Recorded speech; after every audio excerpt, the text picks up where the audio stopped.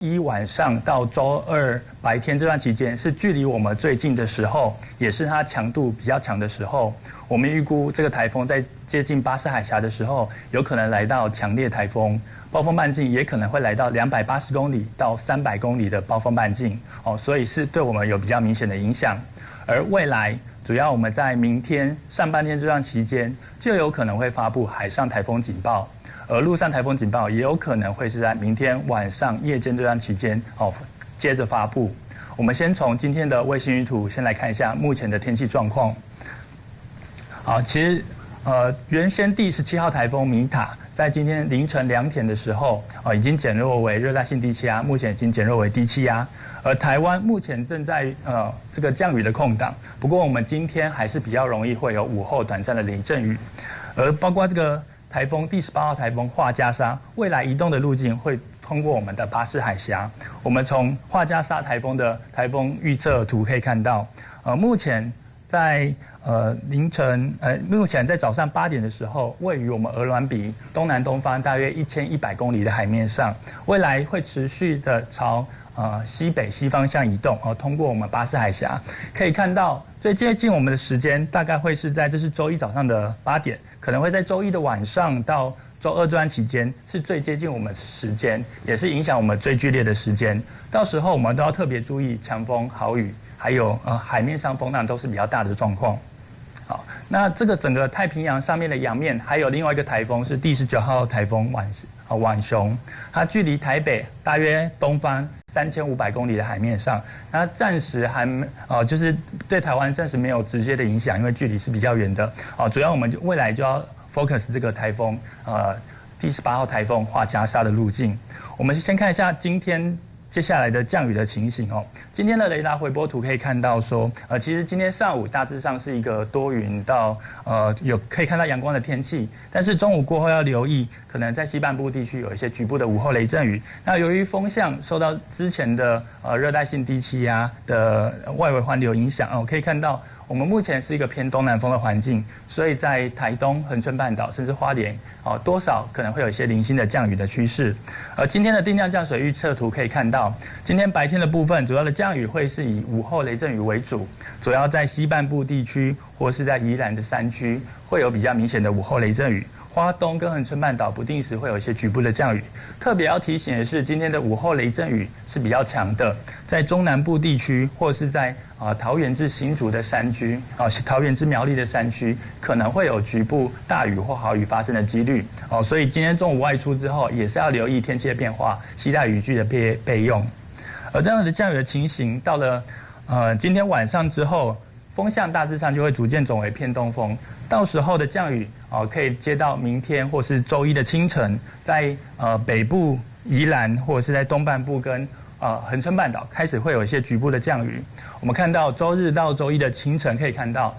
接下来第18号台风画家沙的外围环流就会开始影响到我们的台湾了包括北部地区、宜兰、花莲、台东地区都有可能会出现一些。好，双台共舞的状况最容易影响台湾的就是画家沙台风，在下周1到周3是最靠近台湾，不排除有可能增强到强台等级。气象署预估最快明天周日会发布海警以及陆警，而今天要慎防午后雷阵雨。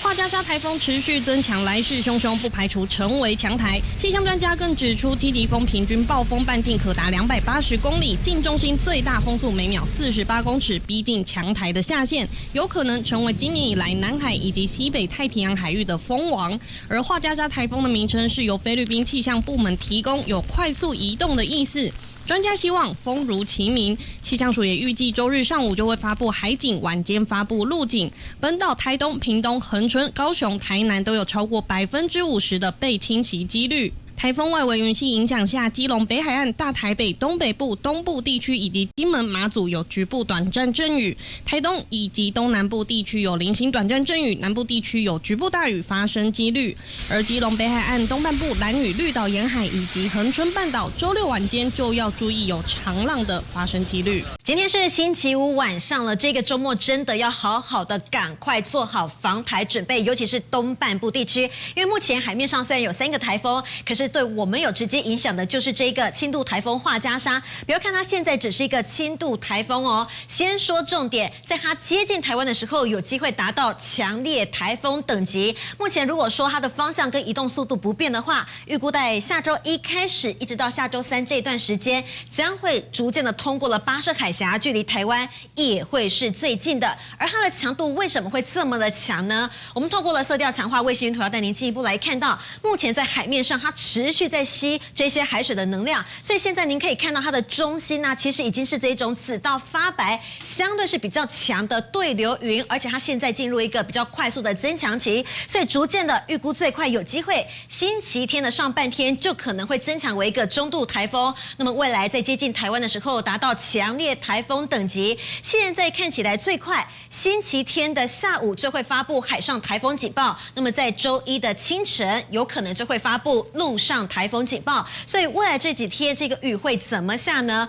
我们透过了降雨趋势要带您进一步来看到，星期六呢整个东半部地区还是有一些迎风面的降雨，主要是以午后的雷阵雨集中在各地的山区。星期天开始呢，整个外围环流云系开始影响我们，所以包含了桃园以北地区，还有宜兰花莲局部越晚雨势会是越来越明显，真正的降雨重点就从下周1开始一路到了下周3，整个东半部地区、宜兰花莲，还有包含了台东、恒春半岛，甚至高雄、屏东的山区，可能会达到局部豪雨，甚至豪雨以上的等级。所以未来这几天天气重点提供给大家参考，这个台风画家莎有可能会达到强烈台风等级。星期2到星期3的清晨，距离台湾最近，东半部强风豪雨。这个周末，拜托大家赶快防台。目前海面上持续有3个台风，3台共舞。不过提醒大家，最需要关注的，其实目前看起来就只有画家莎台风，因为画家莎台风目前距离台湾大概是1300公里的海面上。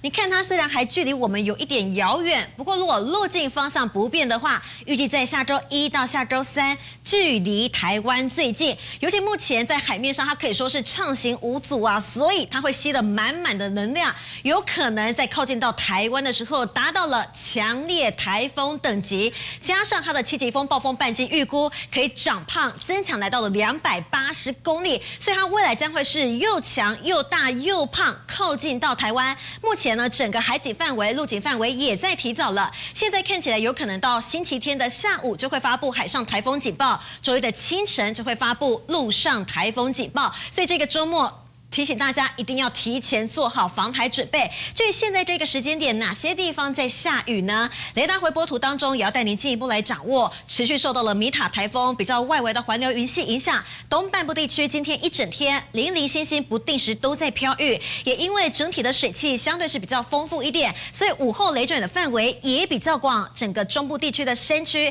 目前持续发布了豪雨特报，现在雨量最大地方包含新竹的尖石啊，还有像是新北的树林。持续时雨量是以60到70毫米，大概到了7点多，晚上的8点，整个午后雷阵雨才会慢慢的减缓下来。至于这个周末到底雨会怎么下呢？星期六整个明天开始迎风面呢，还是会有一些局部的降雨，而至于各地的山区午后同样有雷阵雨，但是星期天开始整个越晚雨势就不一样了，包含了桃园以北、北部地区、基隆北海岸、宜兰跟花莲。越晚雨势会越明显，但是真正的降雨重点就会从下周1开始一路到下周3。画家莎台风距离台湾是最近的，所以迎风面整个东半部地区首当其冲。再次提醒大家，花莲、台东还有包含了高雄、屏东以及宜兰的山区，有可能达到局部豪雨以上等级，这当中可能会有强风豪雨。所以这个周末要出门，还是提醒大家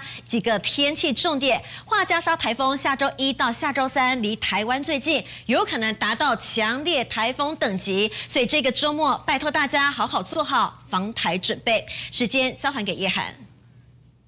好，谢谢华仙。那么在台风还没来之前，就是受到午后雷阵雨的影响，来看到屏东恒春半岛连日来的大雨，导致狮子乡的北里龙山北棱发生了崩塌，来看到土石滑落的景象，非常的惊人，大片土石直接崩落，民众就这么刚好用手机拍摄到这一幕惊悚画面，就是因为连日恒春半岛的大雨造成山坡的海水量很高，土石才会突然间崩落。就还好，这个地点距离村庄还有一段距离，并没有造成任何危害。提醒大家，这个周末务必做好防台作业。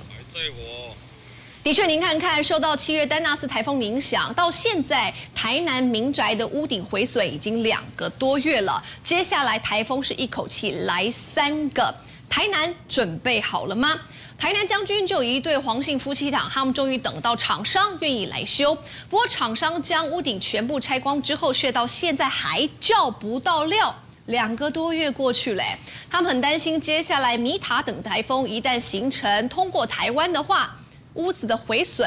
不敢想象。好几名师傅在屋顶加紧赶工，因为米塔等一连3个台风形成，恐怕又要变天了。查2、3、4天诶，礼拜风台来应该袂糊吧？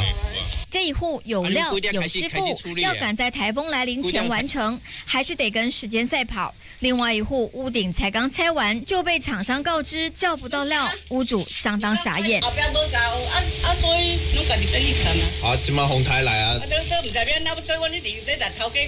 看，就有哪听，阮就有哪清啊。哦，无法度无料啊，伊嘛是一直管。台南将军区这户人家的厨房、客厅、房间的屋顶，7月初被丹纳斯台风吹坏，等了2个多月，终于等到厂商愿意来修，但他们的屋顶被拆光，依旧有家归不得。厂商已经把你那个全部弄掉了，如果礼拜天下雨的话怎么办啊？就给他漏啊，不然怎么办？用那个帆布也不能弄了，那帆布弄重的话就倒。老夫妻的屋顶要赶在台风前修好，恐怕有难度。他们只能继续借住儿女家。他们的邻居则是担心2个多月前的风灾废弃物堆在道路旁，一旦台风又来，可能对人跟环境都会造成2次伤害。看起来好像感觉还是蛮多的，很多不晓得说政府它清运的期限，过2天台风好像又要来，对，会担心吗？还是担心。台南市府表示，丹纳斯台风摧毁的民宅屋顶近95%修复完成，但实地走一趟灾区，却还是有像黄姓夫妻这样的处境。明明有家，一场风灾却被迫变无壳瓜牛。现在他们只能够祈愿台风来临时，老屋还能够挺得住。东森新闻黄从群在台南的采访报道。也要提醒大家，民间放假了，但太平洋上总共有3个台风，虽然2个不会直接影响台湾，但其中华加沙台风威力不容小觑，而且预计礼拜1、礼拜2会通过巴士海峡，还在持续增强。气象署预估可能达到中台以上，更不排除以强台之姿影响台湾。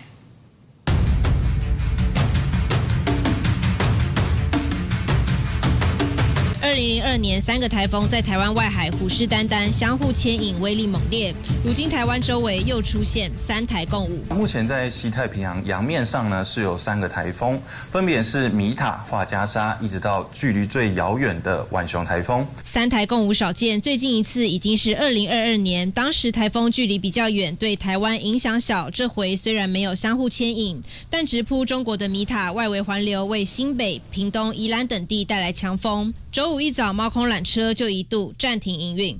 测试完了之后才有开。游客到现场扑空，只能更改行程，而接下来还要注意3台中除了米塔、浣熊台风对台湾没有影响，但华加沙的威力不容小觑。路径离台湾比较近，预估下周1、下周2会通过南方巴士海峡，到时候不排除全台都会有雨。在下周1、2及下周3。是距离台湾最为接近的时候，所以这段时间呢，对于台湾天气影响最明显。华加沙台风未来在靠近台湾的过程中还会增强，气象署预估强度可能是中台以上，不排除以强台之姿影响台湾，因此风雨不能忽视。到时候可能还会再大一点，280到300公里都有可能。那它的迎风面就是东部地区跟南部地区是它的迎风面，那个恒春半岛。这个是影响最剧烈的时候。专家提醒，周日就会受到华加沙的威力，包括桃园以北、宜兰、花莲都会有雨。下周1更明显，下周2雨势更大，东半部、南部呈现紫爆，得严防剧烈强降雨。根据气象署的资料，目前华加沙台风的暴风圈侵袭几率，恒春和兰屿已经突破70%，南高屏、台东、绿岛也都突破50%。提醒民众警觉提高，做好防台准备。东森新闻生活中心综合报道。可让民众很担心的是，3年前因为918强震震垮了花东5个重要的大桥，包含玉里大桥、高寮大桥。你知道到现在3年过去了，还是没修好，居民都在抱怨。虽然当时有盖便桥暂时通行，但是只要遇到台风一来就被冲断，宛如成了孤岛。历经3年前918强震，主要连接花莲、玉里境内重要的高寮大桥，不止桥面龟裂，还断成好几节，让当地民众的生活至今都得绕路超过20分钟。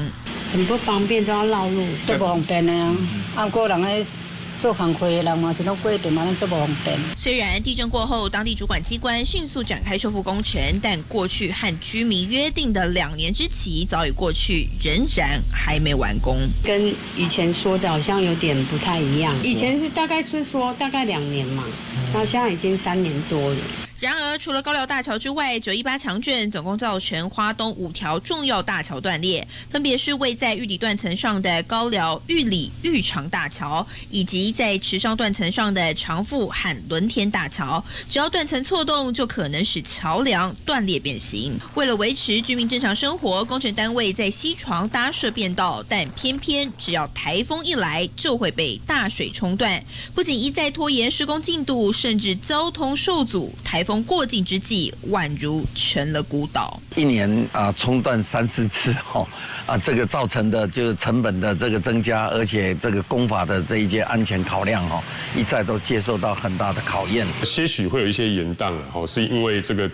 个台风豪雨的情形造成的。不过后续我们还是会请厂商尽速赶工。5条大桥断裂，切断10个大小村庄部落的连结，有将近3万人受到影响。施工单位强调，玉里大桥已经完全单线双向通车，高寮大桥也已经完工75%，预计明年4月5条大桥将会全部完工。只是下周又有台风将接力靠近台湾，民众要问政府下周能否安稳度过。